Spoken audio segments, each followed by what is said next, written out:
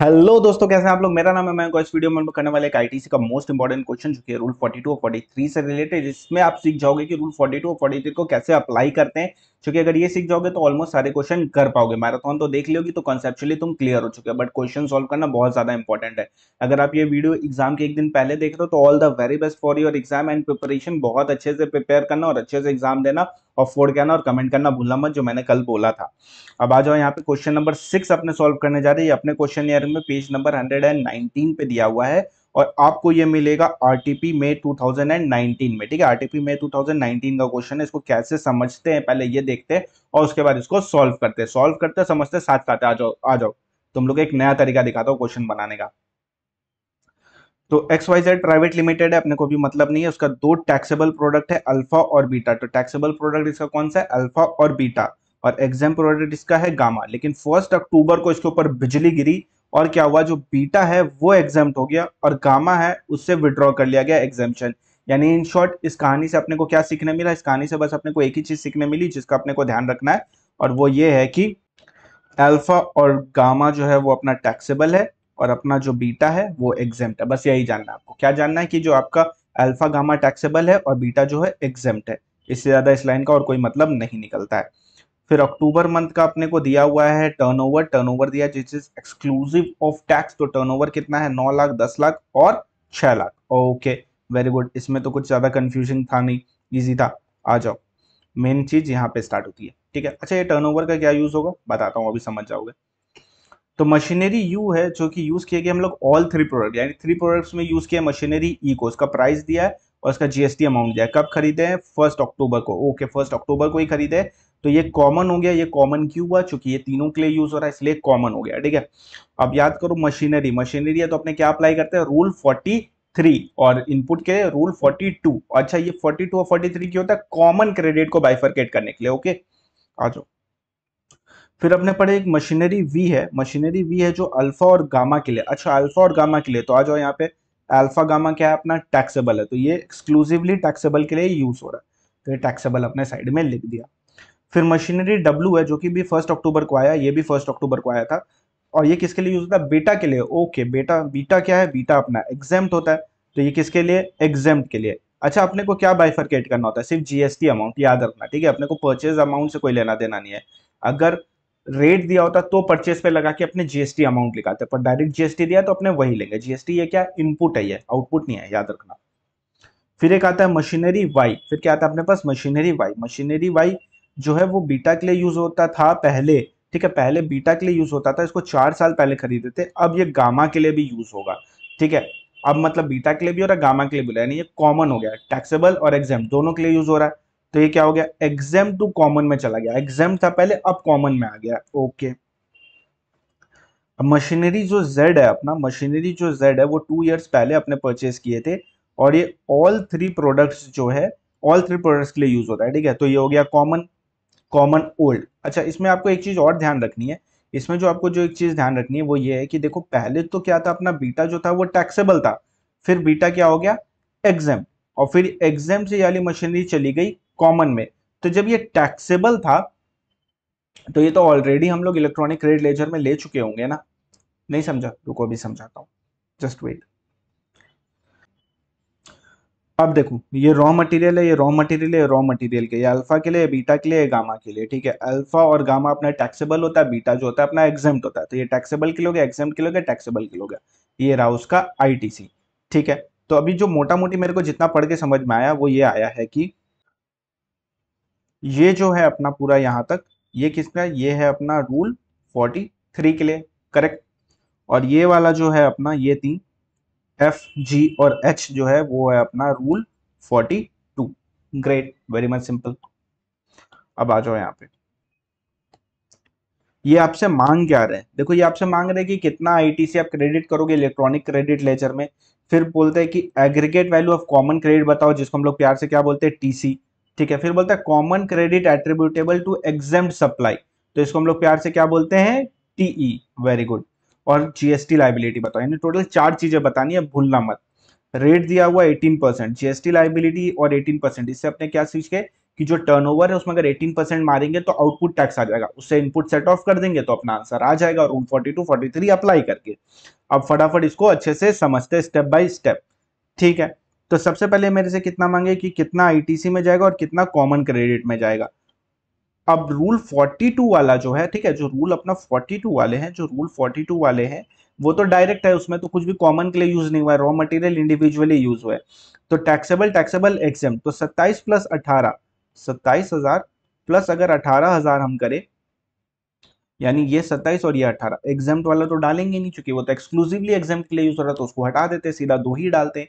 तो electronic credit ledger में अपने क्या डालेंगे, 27 प्लस 18 जो कि कितना आता है, जो कि अपना आता है 45।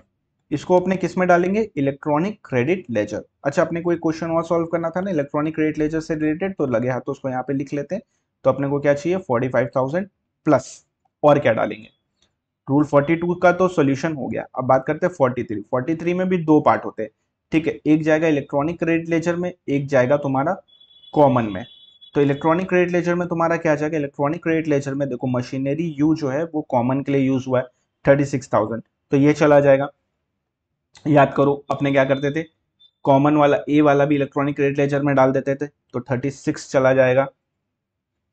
फिर अपने को पता चला मशीनरी वाई वी जो है वो टैक्सेबल के लिए यूज हुआ है, तो 18,000 तो जाएगा ही जाएगा। उसके बाद क्या जाएगा, उसके बाद जाएगा जो एग्जाम्प्ट के लिए यूज हुआ है 54, एक्सक्लूसिवली एग्जाम्प्ट के लिए यूज हुआ है वो जाता है 54, नहीं वो नहीं जाता है, ओके। फिर एक एग्जाम्प्ट से कॉमन में गया, ये जाएगा नहीं जाएगा। ये कॉमन 2 साल पुराना वाला है, ये जाएगा नहीं जाएगा। तो इस साल सिर्फ कितना जाएगा, 36 प्लस 18 जो कि कितना होता है, जो कि अपना होता है 54। ये किस में चला जाएगा, इलेक्ट्रॉनिक क्रेडिट लेजर में चला जाएगा। तो ये 54 को हमने ऐड ऑन कर देते हैं यहाँ पे, जो अपने ऑलरेडी बना रहे, 54 अपने ऐड ऑन कर दिया, very good, very much simple. अब कॉमन क्रेडिट में क्या जाएगा, कॉमन में तो अपना 36 जाएगा, ये वाला 36 कॉमन में जाएगा, ठीक है।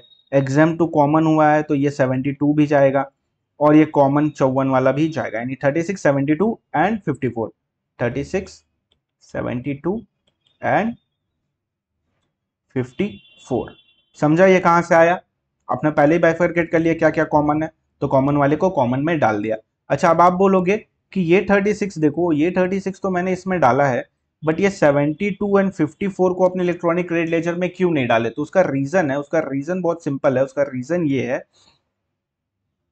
कि देखो ये एग्जाम टू कॉमन में गया है ऐसा तुमको लग रहा है, लेकिन ध्यान से देखो बीटा पहले टैक्सेबल था, फिर एग्जाम हुआ, और फिर वो वाली मशीनरी कॉमन में गई। तो जब ये टैक्सेबल था तो ऑलरेडी इलेक्ट्रॉनिक क्रेडिट लेजर में इसको डाल दिए होंगे ना, समझे, तो इसको तुमको हटाना पड़ेगा उल्टा। कैसे हटाएंगे बताते हैं। और ये 54 वाला जो कॉमन में है, ये तो ऑलरेडी पिछले साल डाल चुके होंगे इलेक्ट्रॉनिक क्रेडिट लेजर में, पिछले साल नहीं 2 ईयर्स अगो, तो 2 ईयर्स अगो पहले ही वो चला गया होगा, जिस तरह ये 36 गया है उस तरह। तो इसीलिए इसको नहीं डाले, 72 और 54 को नहीं डाले। अब 36 72 54 कितना होता है, तो ये आता है अपना 162, जिसको हम लोग प्यार से क्या बोलते हैं, प्यार से हम लोग इसको बोलते हैं टी सी, कॉमन क्रेडिट। अच्छा, अपने को ये निकालना भी था ना, तो अपने यहाँ पे इसको निकाल भी लेते हैं। कॉमन क्रेडिट कितना आया, आया अपना 162, वेरी गुड। अब याद करो रूल 43 में अपने क्या पढ़े थे कि ये 162 जब आया है, अब इसको अपने फर्दर बाइफरकेट करेंगे टीई में। टी का क्या फॉर्मूला होता है, T M into E by F, right, याद आया। तो टी एम अपने कैसे कैलकुलेट करते थे, टी एम अपने कैलकुलेट करने के लिए सिंपली क्या करते थे, टी सी को डिवाइडेड बाई 60 मार देते थे, तो टी एम आ जाता था अपना। अब टी सी कितना आया हुआ है 162, इसको डिवाइड बाई 60 करेंगे तो टी एम आ जाएगा अपना, और फिर उसमें मल्टीप्लाई करेंगे exempt divided by total turnover. तो एग्जेम्प्ट का टर्नओवर तो अपने को यहाँ पे दिया हुआ है, जो कि कितना दिया हुआ है, देखो एग्जेम्प्ट का टर्नओवर दिया हुआ है अपने को, बीटा एग्जेम्प्ट है तो 10 दिया हुआ है, ठीक है, 10 lakhs, and total turnover is 25 lakhs। तो अपने आ गया यहाँ पे 10 lakhs और यहाँ पे आ गया 25 lakhs, एंड 162 को अगर डिवाइड बाई 60 करेंगे तो कितना आएगा, तो ये अपना आ जाता है 2700, ओके। एंड ये अपना है 10 lakhs और ये है 25 lakhs। अब इसमें से अगर अपने 2700 का यहाँ टीएम को पुट किया तो अपना क्या फिगर आ जाएगा, 1080। ये क्या आया है, this is TM, this is TE. इसको अपने क्या करते हैं, इसको ऐड कर देते हैं आउटपुट में। याद करो लास्ट में लिखा था चार्ट, अगर ध्यान होगा तो आउटपुट टैक्स में इसको अपने ऐड ऑन कर देते हैं प्लस इंटरेस्ट के साथ। तो चार्ट सामने रखना तो ईजी होगा तुमको समझने में। तो एक चीज अपने को और पता चली कि अपने को कुछ और भी निकालना था। क्या निकालना था? अपने को निकालना था क्रेडिट एग्जाम से रिलेटेड, यानी टीई निकालना है। तो टीई भी निकालना था, तो अपने एक काम करते हैं, टीई को भी यहाँ पे लिख देते हैं। तो टीई अपना कितना आया? 1080। ये हो गया 162। ठीक है, ये कितना हो गया? ये हो गया अपना 99,000। That's it, very much simple. And बस अब क्या निकालना है? बस आउटपुट टैक्स निकाल लेना है, खत्म, काम हो गया। तो आउटपुट टैक्स निकालने के लिए अपने क्या करेंगे? आउटपुट टैक्स निकालने के लिए अपने ये कर सकते हैं कि, ठीक है, सेल्स का जो आईजीएसटी है अपना वो कितना है? सेल्स का आईजीएसटी है अपना, देखो 10 लाख पे तो आईजीएसटी लगेगा नहीं, रीजन बिंग कि वो तो एग्जेम्प्ट है, तो अपना लगेगा 6 और 9 पे। ठीक है, तो 6 लाख प्लस 9 लाख, तो कितना हो गया? 6 + 9 लाख, और इसका अपना 18% होता है, तो ये कितना आ गया फिगर? अपना अपना आ गया 2,70,000। सिंपल है। इसमें से अपने ऐड करेंगे कौन सा? टी, बोलो जल्दी बोलो, T E. Very good. T क्यों ऐड किया? देखो यहाँ पे लिखा है ना, added to output tax liability. तो ये कितना हो जाता है? ये हो जाता है 1080। ठीक है, इसको टोटल करेंगे। इसमें से क्या सेट ऑफ कर सकते हैं? जितना भी अपने पास आईटीसी अवेलेबल है, और आईटीसी अपने पास कितना अवेलेबल है? आईटीसी जो है अपने पास अवेलेबल है वो है 99,000 का। तो 99,000 की जो आईटीसी है वो यहाँ से सब्सट्रैक्ट कर देंगे, तो अपना आ जाएगा 172। इतना अपने को कैश में पे करना है।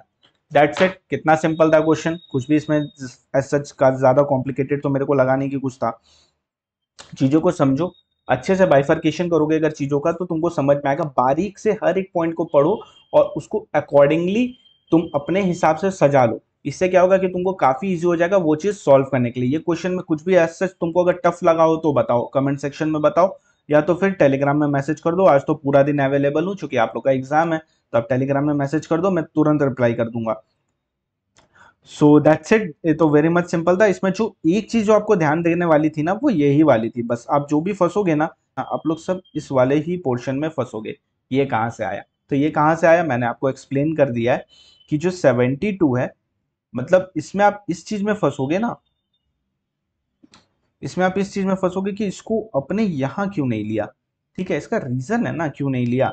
72 जो है पहले टैक्सेबल का था, फिर एग्जाम का, फिर कॉमन में आया। लेकिन जब वो टैक्सेबल में था 4 इयर्स पहले, तब तो हमने उसको ऑलरेडी इलेक्ट्रॉनिक क्रेडिट लेजर में डाल दिया होगा ना। बार बार क्यों डालेंगे? तो बार बार नहीं डालते हैं। और ये जो 2 इयर्स पहले अपने कॉमन में था, यानी ऑलरेडी उसको एक बार इलेक्ट्रॉनिक क्रेडिट लेजर में डाल दिए, इसीलिए दोबारा नहीं डाले। इसलिए ये दोनों को दोबारा नहीं डाले। तो that's it, very much simple. Screenshot ले लो। एक काम करो, कैसे लोगे? चलो, ले लिया? ओके, चलो इसका ले लो।